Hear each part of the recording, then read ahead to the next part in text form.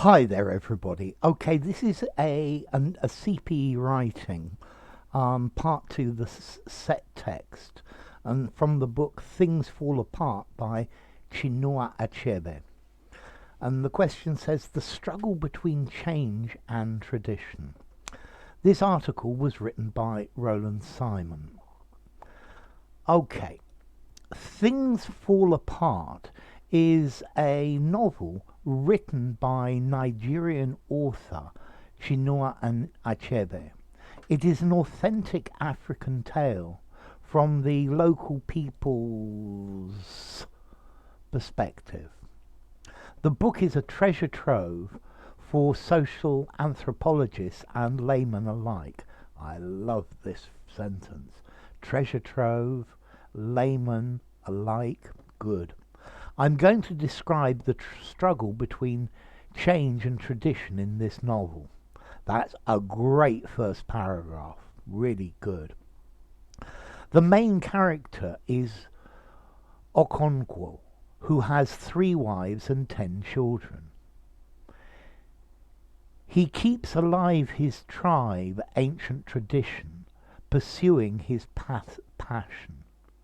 So he keeps his tribe's ancient tradition alive. Lose the comma, by pursuing his passion. He has brute physical features. That's very good. Semicolon, yes. He is a successful wrestler. Good, and there's a link between the two. When he defeats a champion, he becomes the chief of the Igbo tribe. He epitomizes the great leader. He cannot bear any kind of shortcomings and weaknesses. He is feared and an abusive misogynist. Okay, let's see. He epitomizes the great leader. Comma. This comma is wrong because he cannot bear any kind of shortcomings and weaknesses. Firstly, I'm going to change this for an or. Okay. Here you are joining 2 sentences with a comma. You can't do that. Just use another semicolon. I know it feels weird, but it'll do very nicely. He epitomizes the great leader.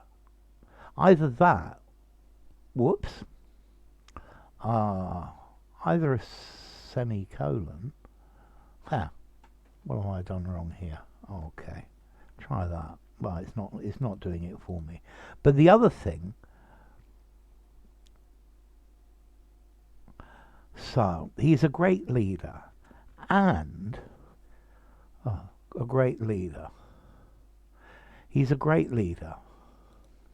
And furthermore, he cannot bear any kind of shortcoming, because it's any kind of shortcomings or weaknesses. I would prefer shortcoming or weakness. He is feared and an abusive misogynist. He harshly beats down his children and wives in order to discipline. To beat down is to reduce in status. So somebody's trying to take over his position as leader, and he beats them down. Yeah? Or you beat down the vegetation.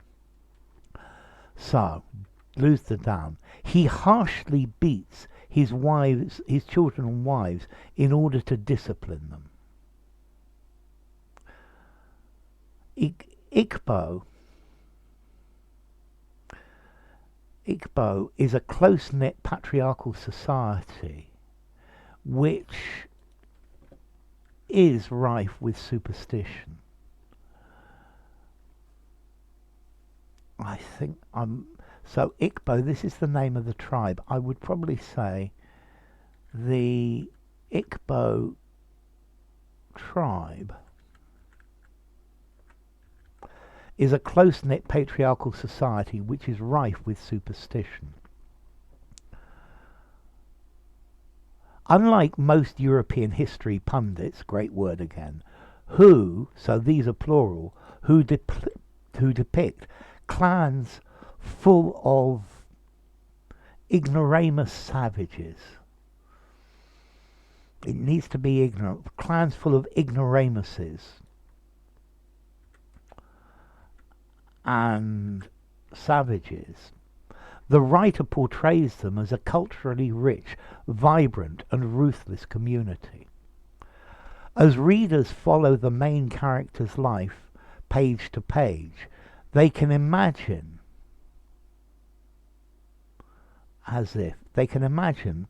they were among these people, no as.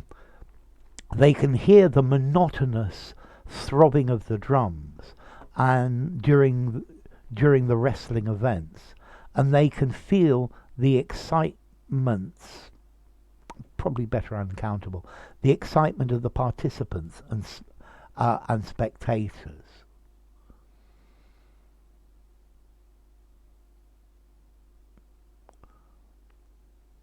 So, okay, let's see. They can. So, firstly, monotonous. Monotonous is rather negative. Let's try a more positive word. It's not wrong.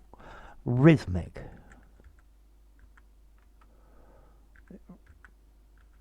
Primeval.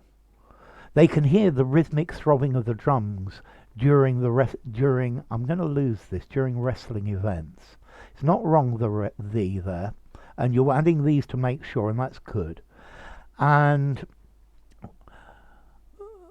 they can feel the excitement of the participants and the spectators. They can listen to, I think they can hear the wise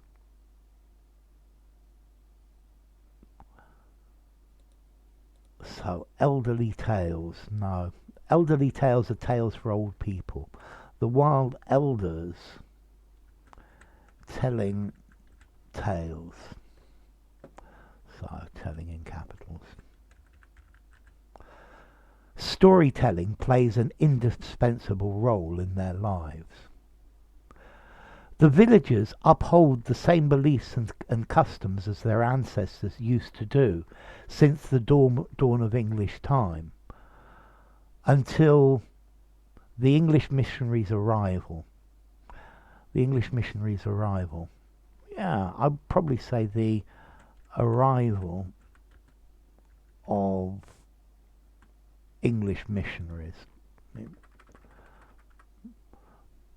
Most of the native people from this community convert to Christianity.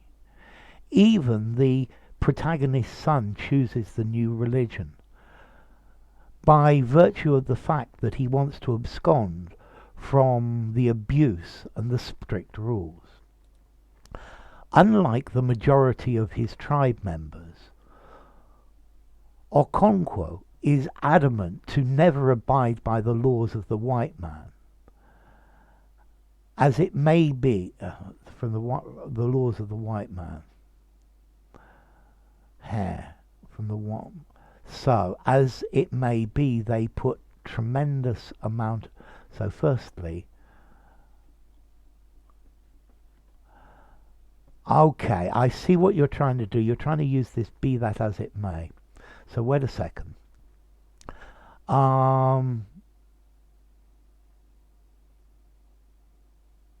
So, unlike the majority of his tribe members, Okonkwo is adamant to never abide by the laws of the white man.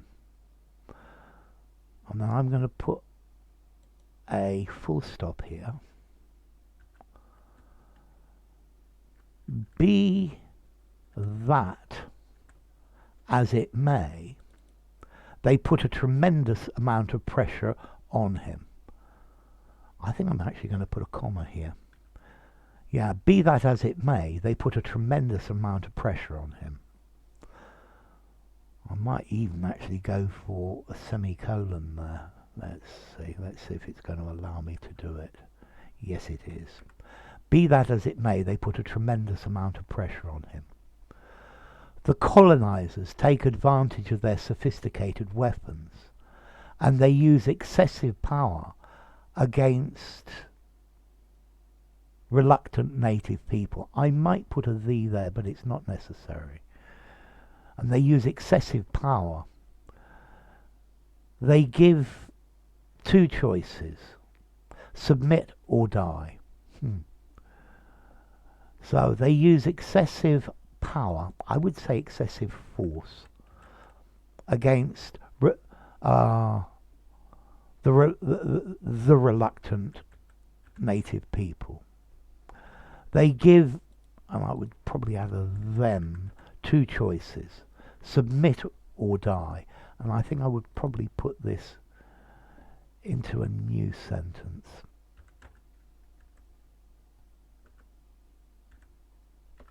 They give them two choices: submit or die.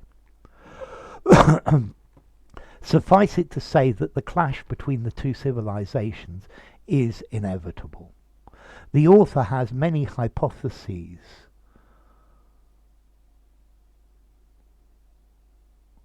about what had happened with native people if European conquerors would never have set their foot on the African continent. So, instead of the "there," had never set, I would just say set foot on the African continent. Okay, you've messed up this conditional clause. So, the author has many hypotheses as to what would have happened to the native people if European conquerors had never set foot on the African continent. A shame. It's a shame you got this one wrong, because you've been doing really, really, really well. In conclusion, the tribe is on the verge of change. They have two options left. They can submit to the powerful European colonizers, or the entire clans, or the entirety of clans will be annihilated. It is a unique book which which tells the course of history from the local people's point of view. Okay, this is a very good essay. I like it a lot. It answers the question fabulously. Change and tradition, yeah. 4.5. You've used some very ambitious structures. I think I'd give you a 4.5. It's a shame you didn't nail that, be that as it may. And it's also missing this conditional's a bit of a shame as well. I think probably 4. Vocabulary 4.5, 4.75. It's appropriate. The formality is great. The interest is great. How cohesive is it? You're getting much better at writing sentences of different length. You're probably at the maximum length now of sentence. You're using colons, you're using semicolons, and that makes it read much, much, much better. It's a much more interesting essay.